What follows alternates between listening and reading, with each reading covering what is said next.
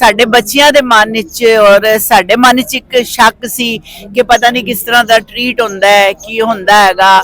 ਬੱਚੇ ਸਾਡੇ ਫੀਲ ਕਰਦੇ ਸੀਗੇ ਕਿ ਮਤਲਬ ਕੋਈ ਰਿਸਕ ਨਾ ਹੋਵੇ ਇਸ ਤਰ੍ਹਾਂ ਦਾ, ਸਾਡੇ ਪੇਰੈਂਟਸ ਨਾਲ ਭੇਜਣੇ ਵਾਸਤੇ ਤਿਆਰ ਨਹੀਂ ਹੁੰਦੇ ਸੀ।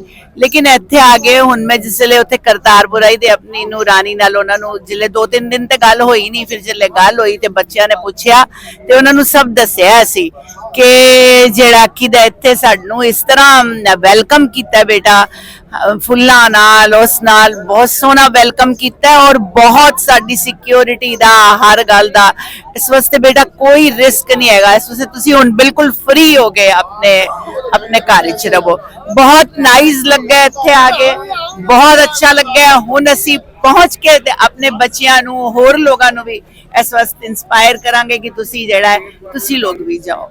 ਬਹੁਤ ਅੱਛਾ ਲੱਗਾ, ਵੈਰੀ ਨਾਈਸ। ਵੇਲਿਓ ਮੈਂ ਤੁਹਾਡਾ ਪ੍ਰੋਨਚਾਰਕ ਮੀਆਂ ਆਸਫ ਅਲੀ ਤੇ ਇੱਥੇ ਡੇਰਾ ਸਾਹਿਬ ਗੁਰਦੁਆਰੇ ਦੇ ਵਿੱਚ ਕੁਝ ਲੋਕ ਬੈਠੇ ਸੀ ਥੱਲੇ। ਮੈਂ ਇਹਨਾਂ ਕੋਲੋਂ ਪੁੱਛਿਆ ਕਿੱਦਾਂ ਬੈਠੇ, ਕੀ ਨਾਂ ਹੈ ਤੁਹਾਡਾ? ਹਾਂਜੀ, ਮੈਂ ਸੁਰਿੰਦਰ ਕੌਰ।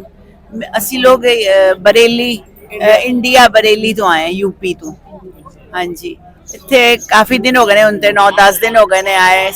ਸਾਰਾ ਟੂਰ ਪੂਰਾ ਕੀਤਾ ਹੈ, ਲੇਕਿਨ ਆ ਕੇ ਇੱਥੇ ਬਹੁਤ ਅੱਛਾ ਲੱਗਾ। ਜਿਸ ਤਰ੍ਹਾਂ ਸਾਡੇ ਬੱਚਿਆਂ ਦੇ ਮਨ ਵਿੱਚ ਔਰ ਸਾਡੇ ਮਨ ਵਿੱਚ ਇੱਕ ਸ਼ੱਕ ਸੀ ਕਿ ਪਤਾ ਨਹੀਂ ਕਿਸ ਤਰ੍ਹਾਂ ਦਾ ਟ੍ਰੀਟ ਹੁੰਦਾ ਹੈ, ਕੀ ਹੁੰਦਾ ਹੈਗਾ।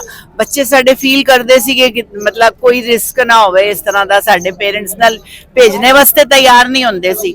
ਲੇਕਿਨ ਇੱਥੇ ਆ ਗਏ ਹੁਣ ਮੈਂ ਜਿਸਲੇ ਉੱਥੇ ਕਰਤਾਰਪੁਰ ਆਈ ਤੇ ਆਪਣੀ ਨੂਰਾਨੀ ਨਾਲ ਉਹਨਾਂ ਨੂੰ ਜਿਲੇ 2-3 ਦਿਨ ਤੇ ਗੱਲ ਹੋਈ ਨਹੀਂ, ਫਿਰ ਜਿਲੇ ਗੱਲ ਹੋਈ ਤੇ ਬੱਚਿਆਂ ਨੇ ਪੁੱਛਿਆ ਤੇ ਉਹਨਾਂ ਨੂੰ ਸਭ ਦੱਸਿਆ ਸੀ ਕਿ ਜਿਹੜਾ ਕਿਦਾ ਇੱਥੇ ਸਾਨੂੰ ਇਸ ਤਰ੍ਹਾਂ ਵੈਲਕਮ ਕੀਤਾ ਬੇਟਾ, ਫੁੱਲਾਂ ਨਾਲ ਉਸ ਨਾਲ ਬਹੁਤ ਸੋਹਣਾ ਵੈਲਕਮ ਕੀਤਾ ਔਰ ਬਹੁਤ ਸਾਡੀ ਸਿਕਿਉਰਿਟੀ ਦਾ ਹਰ ਗੱਲ ਦਾ ਇਸ ਵਾਸਤੇ ਬੇਟਾ ਕੋਈ ਰਿਸਕ ਨਹੀਂ ਹੈਗਾ। ਇਸ ਵਾਸਤੇ ਤੁਸੀਂ ਹੁਣ ਬਿਲਕੁਲ ਫ੍ਰੀ ਹੋ ਗਏ ਆਪਣੇ ਘਰ ਵਿੱਚ ਰਹੋ।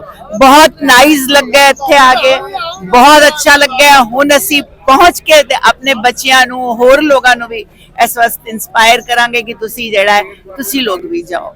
ਬਹੁਤ ਅੱਛਾ ਲੱਗਾ, ਵੈਰੀ ਨਾਈਸ।